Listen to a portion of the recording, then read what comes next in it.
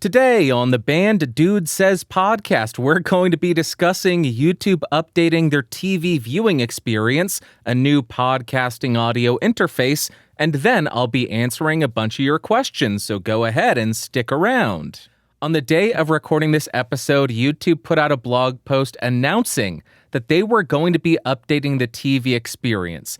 Now, if you watch YouTube on your TV, whether it be through a smart TV, I think they're called, or through a set-top box like an Apple TV or a Roku, I think this will work on any of them. But you know, the viewing experience, mainly the engagement experience, is absolutely garbage. If you want to do something as simple as leave a like on a video, there are maybe 3 or 4 steps you need to go through to actually access the little timeline and then scroll up, and if you're lucky, you'll get to the thumbs up and then be able to click it. It's an absolute nightmare. So they announced a solution to this. What they're going to be doing, I thought I had my phone here, is going to be allowing you to sync your smartphone to your TV. What that will allow you to do is have the video playing on your TV, and then on your phone you can scroll through, read the video description, look at the timestamps. They mentioned shopping, so I am guessing they are planning on YouTube TV having a big shopping aspect like the Home Shopping Network.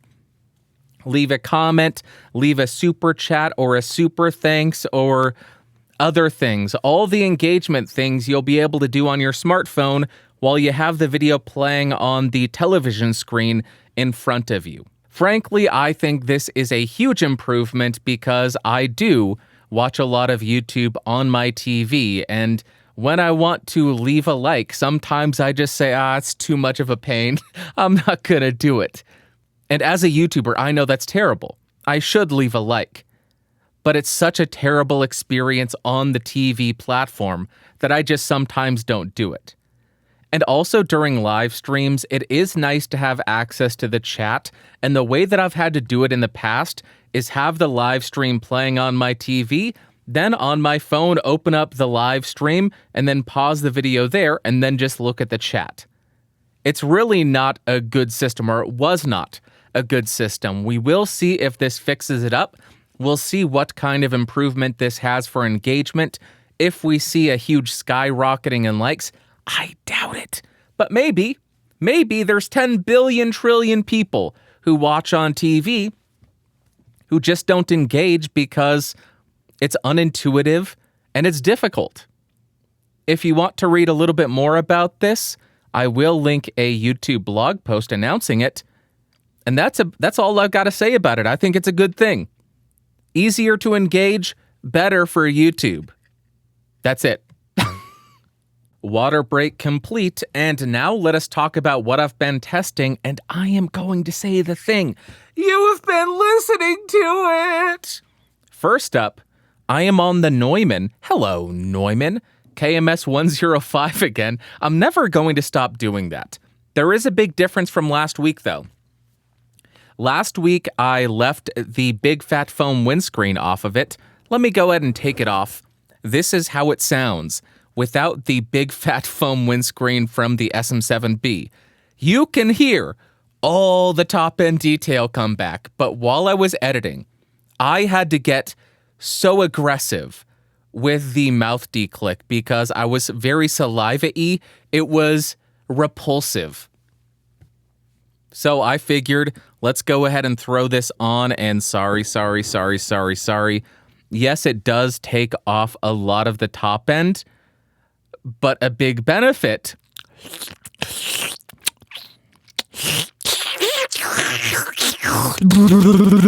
What was that? What this does is it will help me get rid of all the saliva and mouth clicks, which are repulsive and disgusting, and in my experience can lead to crippling depression. So I want to do what I can to avoid that. The main thing, though, I am using a different audio interface. This is the new Focusrite Vocaster Two. This is a podcasting-focused interface. I am noticing now it really attracts grease and fingerprints, but this is the 2-channel version, It has auto gain, which I did. I use the auto gain function because I imagine they will have everything gain staged the way they want. What I mean is they have post-processing built in. It is just 4 presets. And when I set my gain, it sounded like I was hitting the compressors way too hard. So I figured I'm going to use the auto gain setting because they will set the gain where they want it to be set, and that will lead into the processing how they want it. And that's what we're doing right now. Let me go ahead and shut off the enhancement, which is a button here. Now there is no enhancement going on. This is just raw dogging the microphone. And it's just an inside joke. I don't think it's an inside joke at all. I think everybody knows what raw dogging refers to. Using a microphone without processing, obviously, is what it means. Let me go ahead and turn this back on. This is with the enhancement turned on again. I have been using the radio preset. Let me go through the other so you can hear this. This is the clean preset.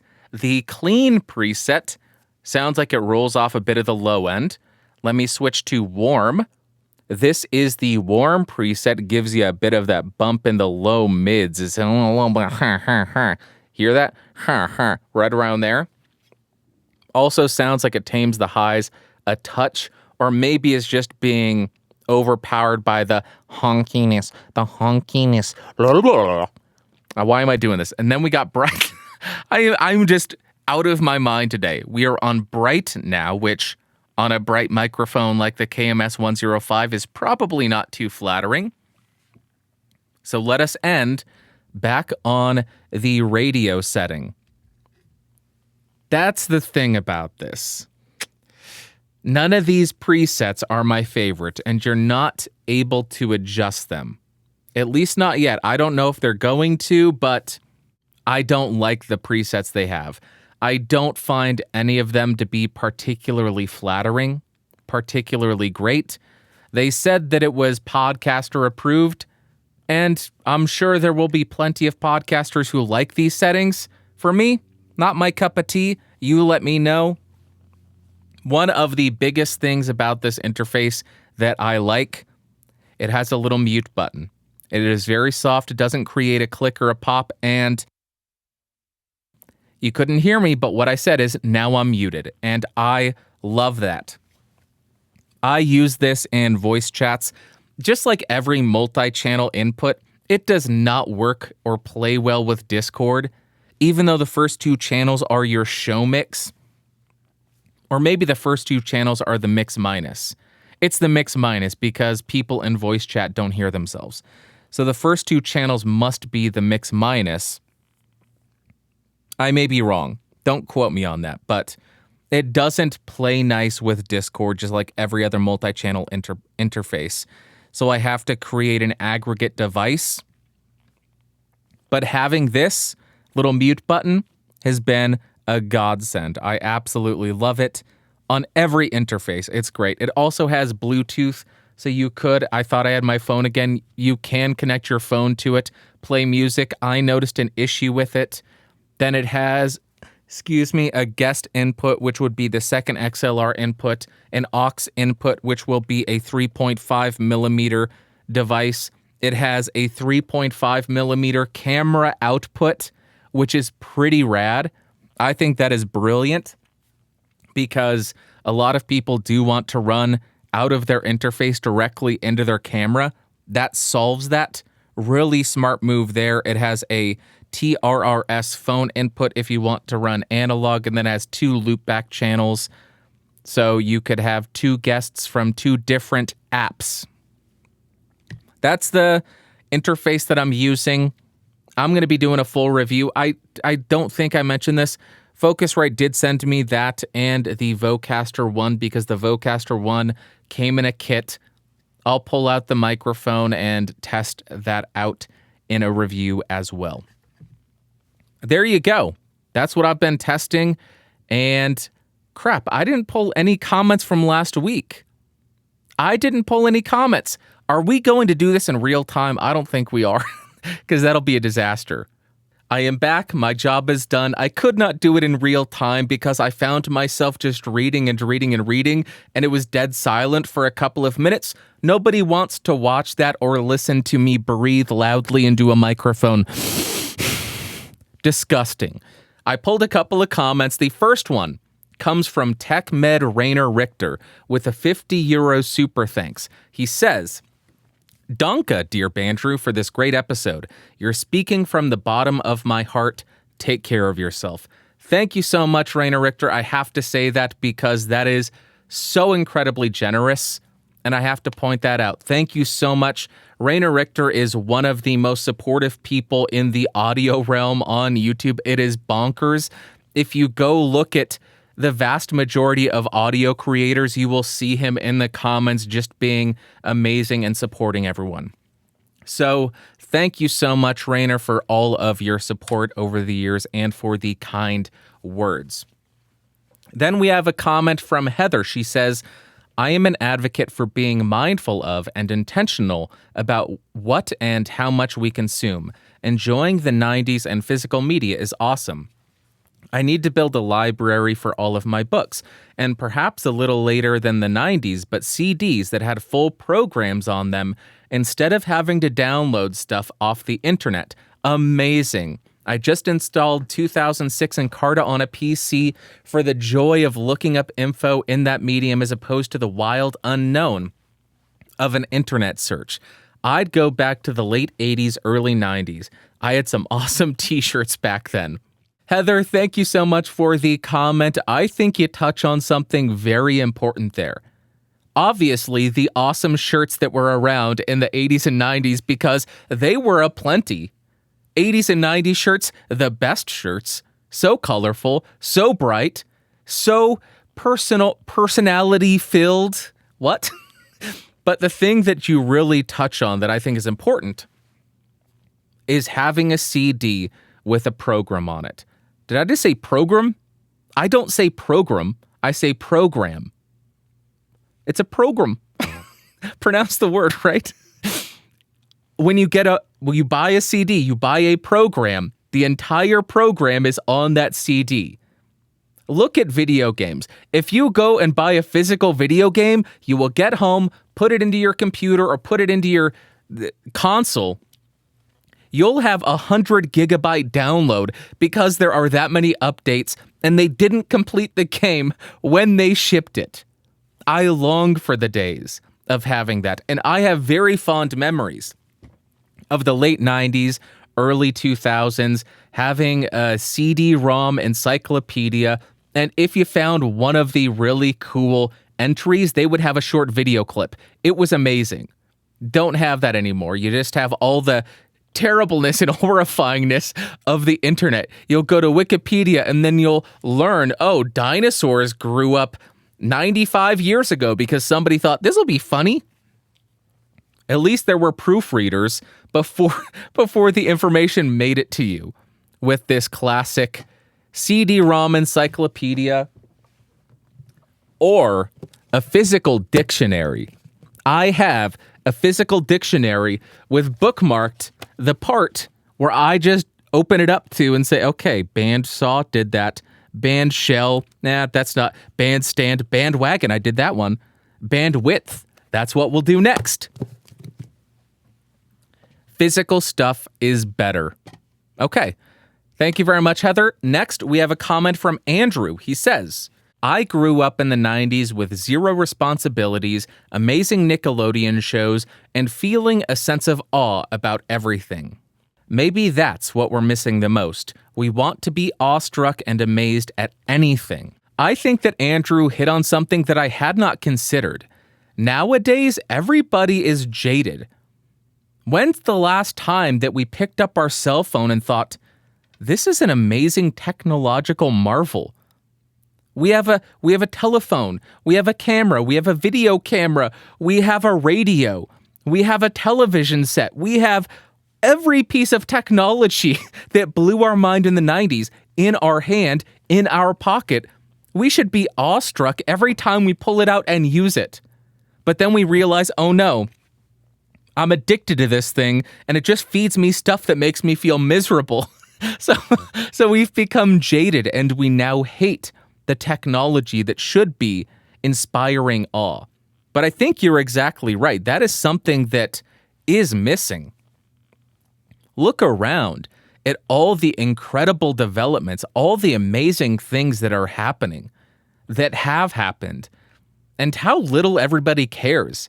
We are all so jaded now. We ought to be... There's commercial space flights? That's amazing.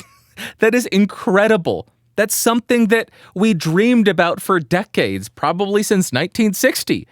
People probably thought of it before then. Jetsons. That wasn't the 60s. That wasn't the 50s. That was after that. You get the point, though. And it's here. Yes, it is currently for the elite, for the extremely wealthy. Eventually, probably not. Maybe one day it will be available for all of us lowly bums. But for the time being, it's still amazing. It's still awe-inspiring that commercial space flight is becoming a thing. That's bonkers. So we should feel a sense of awe many times a day, yet we don't. We just feel a sense of dread, doom, jadedness, hatred, fury, anger, sadness, all the emotions other than the good ones. We don't feel the good emotions. We just feel the very negative emotions. Thank you very much, Andrew. I appreciate it. Thank you for pointing that out. Next, we have a comment from the moderately annoyed Canadian. He says, "My favorite memories of the 90s is the summers, renting VHS tapes and having friends stay the night." I relate to this comment 100% because over the summers in the 90s, I was of the age where you didn't have any responsibilities. Late 90s, early 2000s, I still had no responsibilities. Summers were summers. You didn't have school, although I did have to do a lot of summer school because I took so many music classes. They said, hey, if you want to graduate high school, you kind of need to take actual classes. So summers were still a little bit of work for me, but that's where you could get into trouble. You would wake up at probably noon. You would do whatever you want. You play video games. Then around 7, 8 p.m., you and your friends would start to hang out. You'd play a bit of music. You'd walk a couple of miles down to Blockbuster or Hollywood Video. This is what we would do. Go rent a movie, walk over to Burger King or Jack in the Box, get the tacos because we had maybe $5 each. So we would rent a tape, go buy 2 tacos for 99 cents, then go buy soda at the grocery store, and then walk 2 miles back, stay up until 2 a.m. watching movies. Some of the best times. Because you could. Now when you have to work every day at 6:30 in the morning, you just can't do that. And I am fully aware that that is solely based on my age and the responsibilities that come with getting older. That's not something that is exclusive to the 90s other than going and renting VHS tapes. VHS tapes. I almost turned New Zealand. VHS tapes. Teeps. Why do I think that sounds like a Kiwi? Teeps. Oh, he's a dickhead. He's a dickhead. Stop being such a dickhead. Gonna go rent some VHS tapes? That doesn't sound like a Kiwi at all. I apologize. But you could still do something like that. You could walk to a local store that has a Redbox, check out or rent a DVD or a movie, and then walk home. You could still do that. But friends staying the night, now you're just weird if you do that. Thank you very much. I appreciate your comment so much, and I relate to it more than I ought to because I did the exact same thing, and I miss it. Now let's jump to my favorite part of the show, the Ask Bandrew segment.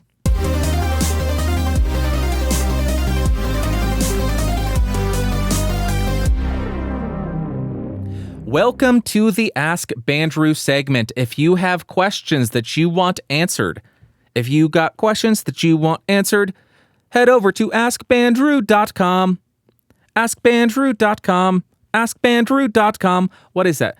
The stars at night are big and bright. Deep in the heart of Texas, as I clipped the microphone with my clapping. That's what it was. AskBandrew.com. Send in audio and video questions because I prefer that. Try to keep them under 1 minute, under 30 seconds, even better. You could also send in text, but then I have to read, and I am terrible at reading. You can tell because I'm reading Goosebump books.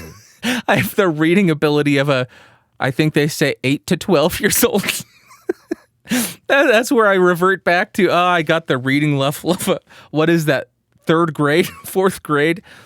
Anyway, first voice submission comes from Dat Boy. Take it away, Dat Boy. Hello, I'd like to get some advice on how to improve my mic quality. I am using an Audio-Technica 2005 USB. I run it directly into my PC via USB, and then I use Equalizer APO with a bunch of VST plugins. The mic is constantly on all platforms. I do not have to EQ it anywhere else besides in my Equalizer APO. I wonder what you think about the quality of my mic, and what do you suggest how I can improve it to make it even better? Thank you for your help. Dat Boy, thank you very much for the comment. To summarize, he wants advice on how to improve his microphone. And the microphone that he is using is the AT2005 USB, and he processes it using Equalizer APO. There is one main thing that sticks out to me about your audio, and that is the noise. What I hear is noise cutting off and coming back in because there is noise that is baked into your recording, and then you are using a noise gate. The way that a noise gate is functioning is when you are too quiet, closes off, shuts off the noise. However, when you start talking again, the gate opens, lets all your audio through, and what is coming through with your voice? Shh, all the noise. So a noise gate only decreases the noise floor when you're not talking. When you do start talking again, that noise floor is coming right back. So my recommendation is seeking out a Spectral Denoise plugin. Well, I should say first, if the noise is in your room, if it's fans going on, if it's clickety-clacking of keyboards or an air conditioner running, shut those things off. That's my first piece of advice. Shut off that stuff if you can. If you can't, then seek out a Spectral Denoise plugin. The way those plugins work is it allows you to train the plugin of the noise profile. You would leave 4 or 5 seconds of silence where you're not talking. Train the plugin using that. Say this is a section where the noise profile exists. Then throughout the remainder of the recording or you speaking, you can use that denoise plugin and it will attenuate the noise. One of the plugins that I recommended to somebody, they use it in real time while streaming, and it works wonderfully for them, is RX7 or RX, I think it's RX9 now, but the $30 bundle. There's a voice denoise plugin there. I don't know how that plugin will work if you have a limited computer, but that is what I would recommend. Also look up compatibility, and they have a demo. You can download it and try it for a week or something and see if it works out for you, but that's what I would recommend. I think that's the main thing you need to focus on. Other than that, there's nothing that is too offensive to me. There's nothing that would make me turn it off. I think the EQ could be improved upon, but that's for you to determine because, like I said, your EQ, your microphone's tone wouldn't make me shut it off. I would be fine listening to that, so you are going to be the one to have to make your mic sound the way that you want it to sound. But the main issue that I hear is the noise and the gate opening and closing. Hopefully that helped. Next, we have a voice submission from Dave. Take it away, Dave. Why, hello there, Bandrew. Dave here. I just have a simple, fun question. I think I already know your answer, but it'd be cool to hear your answer and reasoning anyway. Okay, so let's say that you, Bandrew, are locked in a room with no way out, and in front of you is an audio interface, a computer, and 3 microphones. We will call them Mic A, Mic B, and Mic C. Mic B is what you feel, for your own voice, to be a flawless microphone in every possible way. Mic A is the exact same as mic B, except for the fact that it has a slightly brighter sound than mic B. Mic C is the exact same as mic B, except that it has a slightly darker sound than mic B. Now let's say that you wanted to record something, but mic B is completely broken / unusable. Which mic would you then choose to record with? Mic A or mic C? P.S. Please bring pizza pronto. Dave, thank you very much for the voice submission. I love these kinds of hypothetical questions. To summarize, I have a perfect microphone sitting in front of me. Unfortunately, it's broken. There are two identical microphones, one that's a little bit brighter, one that's a little bit darker. Which one am I going to use? I need to give a preface here. It really depends on how drastic the differences are, how bright or how dark it is. Are we talking about a 1 dB high shelf and a 1 dB high shelf cut? Or are we talking a plus 7 dB at 3600 hertz high shelf and a negative 7 dB high shelf cut? What are we talking about? I'm going to assume that it is maybe 4 dB high shelf and 4 dB cut. That's going to be hard. Let's say 3 in either direction. 3 dB boost, 3 dB cut. I think that I would lean towards the darker microphone, the one that has the 3 dB high shelf cut. Still going to be drastic, still probably going to be a bit too much. Oh, gosh, I would have to listen to it. That's really hard to answer because it's a purely hypothetical and I can't hear the mic. I would try them and see which one I like better, but you don't want that answer. Just thinking, I would probably go towards the darker microphone, and I know some people hate darker sounding microphones, but my voice is pretty bright to start off with. It doesn't have too much low end, and that means that there's a lot more wiggle room to roll off the top end. But if you add too much top end to my voice, then I think it becomes a bit unpleasant. It's not going to be fun to listen to. So just to play it safe, if I can't listen to either of them, I can't listen to them back to back and say, oh, you know what? I do like the brighter one. Then I'm just going to say I'm going with the darker one because that's safer for me. Hopefully that helped. And it's impossible to answer because I would just listen to them. They're there. I'm going to try them both out, see which one I like. But that's not interesting. Okay, thank you very much for that was a lot more difficult to answer than I thought it was going to be. I thought it was just going to be, yeah, I want the darker microphone. But then I started thinking about it. I have both microphones. I'm going to try them out. I'm just going to try them. Why wouldn't I try them? I'm going to try them and then see which one I like better. Obviously. Let me know what you would do in the comments because you can't do that. You can't listen to them. You have to say darker or brighter. I'm going darker. Worst thing that happens, I sound like I'm a 1940s radio host. I can sound like worse things. Like a jackknife stabbing you in the ears. Which is how I can sound on some microphones. Anyway, getting way off track. Next question comes from Anonymous. Take it away, Anonymous. Why, hello there, Bandrew. I politely request that you give me a dish of Italian origin made mostly of dough with cheese and meat baked on top of it, and I want you to do it quickly. In other words, please bring pizza pronto. All right, that was not a question, but it was a short voice submission. I'll allow it. Thank you, Anonymous, for the... I don't know what that was. The statement, the demand, the request. If it was a demand, wouldn't you need to demand something from me? If you don't give me this pizza pronto, I will do this. An ultimatum, a threat, blackmail? I don't know. It was something. Thank you very much, Anonymous. I appreciate you. And finally, we have a voice submission from another Dave. But this time, it is Radio Dave. Take it away, Radio Dave. Hey, Bandrew.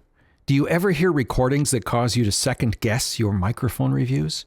That is, the microphone sounds either far better or far worse than you expected when you hear it being used in another context. I sometimes have expectations concerning the quality I would expect from a given audio device. Then I hear the device being used by someone on YouTube, and I'm surprised at the result, which is often less favorable than my expectations. Thank you for your reviews and for your humor. Radio Dave. Radio Dave, thank you very much for the voice submission. That is a great question. To summarize, do I ever hear audio that makes me second guess my reviews? Yes, I do. Yes, I do, and there is a perfect example of this. Let me hold up this microphone. It is the Sennheiser MD441U $1,000 dynamic microphone. When I bought it, only $900, so it's more expensive now. But I actually have the ability to do this now. I'm going to mute my main microphone and turn on the Sennheiser MD441U. I don't think the levels are appropriate, but we'll have to make do. I'll have to fix it in post. Ew, I said the thing that I don't ever want to say. I heard this microphone on so many recordings. I shouldn't say so many. I heard it on a number of recordings and thought, oh my gosh, this is such a cool sounding microphone. I love it. It gives you that smooth sound that I love, but it gives you a bit more top end. It just sounds awesome. I need it. I will be the first one to review it, and it will become my microphone. I was thinking that.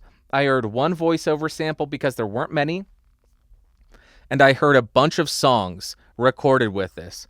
Bunch of live videos, Scary Pockets, I think Pomplamoose used it as well, and sounds phenomenal in those recordings. Well, I got it. I did not like it. I was not a big fan. I was not a big fan of it. And I put it away in the box after I reviewed it. It sat there for about 2 years, and I was convinced again, oh, I'm going to love this microphone. This microphone is going to be so cool. I cannot wait to take this out and use it again. Talking about the microphone, okay? And let me tell you, my opinion did not change. I still do not like how this thing sounds. First off, I have the high pass filter in position 1, so I have a little bit of a high pass.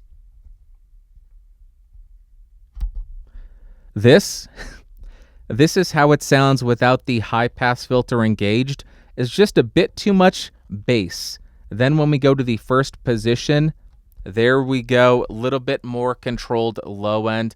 If I turn on the high shelf, no, just no. And this is one where when I hear it on other people, I just think it sounds so good. When I watch Dave Rat's video where he tears this down, I want to love this thing. But then when I hear it, I don't. Now, some of you may be thinking, hey, it might be broken. Nope. Because I went ahead, when I bought this originally, it was broken. I sent it back to Sennheiser. They repaired it, sent it back to me. So this is, from Sennheiser, a fully functioning microphone. This is apparently how this ought to sound, and I just do not like it. I wish I did. I wish when I listened to those, when I listened back to my voice recorded on this, I heard the sound that I hear all those other recordings sounding like, because those other recordings made me want to spend $1,000 on a dynamic, but just doesn't sound that way. So I'm not going to review it and say, well, I think it's a wonderful sounding microphone, because in my experience, in my use case, I just didn't love it. Other people have used it to great effect, but it seems to have been outclassed over the last 40 years. How long has it been out? 40 years? 50 years? It's been out for a while. It's an old design. So just not my cup of tea. This is a perfect example of it. I should love it, but I don't. Let me go ahead and pull my Neumann. Hello, Neumann. Back and shut off the Sennheiser because yoicks. And we are back. Listen to all that top end. How fitting. Sennheiser owns Neumann. Hello, Neumann. How cool is that? 2 Sennheiser microphones in the same episode. That is fun. All right, that is all that I've got. I'm recording this a day early because I have to go on Curtis Judd's show tomorrow, which will be Thursday, which will have been a couple of days ago for you when this comes out. But I made Curtis move his live stream to Thursday because he normally does them Sunday. And he said, hey, can you do Sunday? I said, no, I record my podcast every Sunday, so I can't do it. So he moved it to Thursday, and I forgot about it. And I started recording my podcasts on Thursday. So now I had to move the production of this podcast to Wednesday because I'm not going back to Sunday. I need my Sundays off. Okay, that is all that I've got. I appreciate you. I'll tell you what, the last couple of weeks have just been a slog. It has been brutal. I have not wanted to make videos, but I have been forcing myself to. And it's been fine once I start, but there are some times, like last week's podcast video, where it is just a chore and a half. It takes way longer than you expect. It was Memorial Day here in the US when I was filming that video, and I was thinking, okay, I got my outline. This ought to take 2 hours. Nope. Ended up taking 8 hours. So I worked a full day on the national holiday, which I hate doing. And why do holidays always fall on Mondays? Because that's when I finish up production of my videos, and it just means, oh, it's a holiday, but you're still going to work. Now I'm whining. I'm whining about this, but it's just, I'm just venting. It's the Bandrew Says podcast. I'm going to vent. I'm going to whine. I'm going to complain a little bit. I'll end on a positive note. I have become so lazy that I don't like getting up, walking around my home and finding things that I need. So I bought a Vans lanyard, $10. I wish I had an affiliate link. I'd link it to it. But then I have a little flashlight, I have my Swiss Army knife, and I have my chapstick on here. And I just walk around my house just swinging this around all day, just because I'm lazy and I want it on me all day long. And this is my life. Just a positive thing. It's something that I started doing and I love it. I'm never going back. I'm going to be 79 years old next year, swinging around a lanyard from Vans. I also made a really big life change. A really big life change. This is big. Should I show you? I'm going to show you. Give me 1 second. This is a big deal for me. I want to talk about shoes. Is a sentence I never thought I would say. I have boots that I wear. I have walking shoes that I wear. But when I'm feeling lazy, I'm just running out of my house quickly. For over a decades? Could I say decades?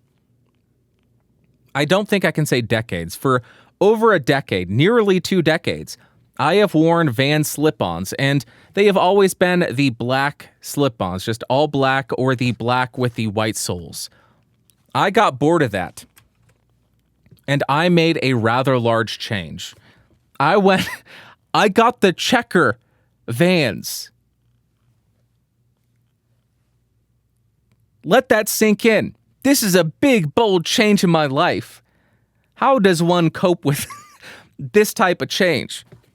Very understated with my black slip-on Vans that I've been wearing for years, and now I'm just bold and in your face. I'm wearing checkered Vans, ska, racial equality, all that stuff.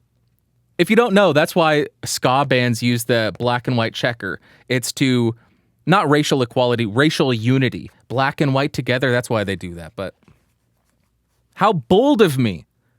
Big change in my life.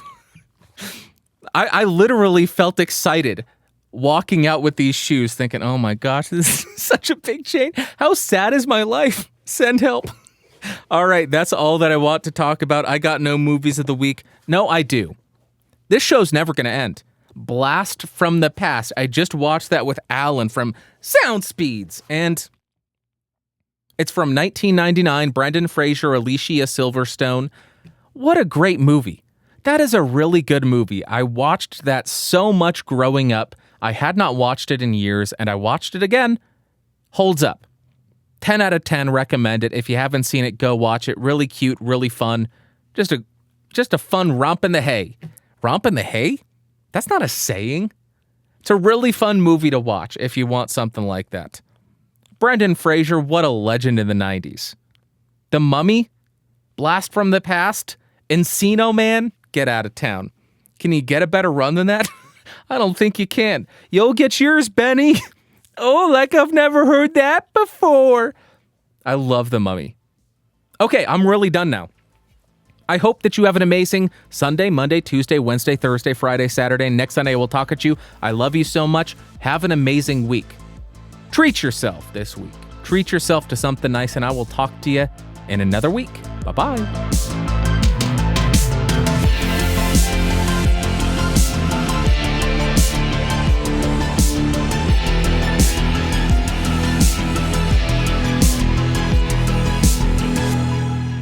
This has been a Geeks Rising production. Your executive producer is Bandrew Scott. For more information, head over to www.geeksrising.com.